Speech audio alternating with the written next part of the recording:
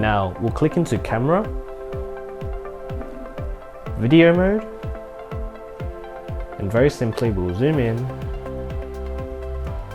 tap to focus, increase our brightness until we get a white background,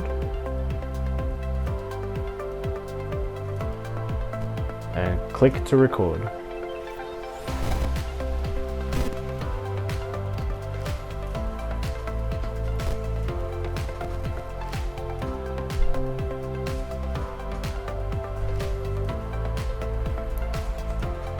And just like that, we've captured a 360 video of this watermelon tourmaline pendant.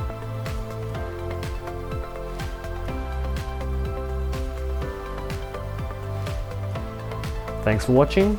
Any questions, feel free to reach out.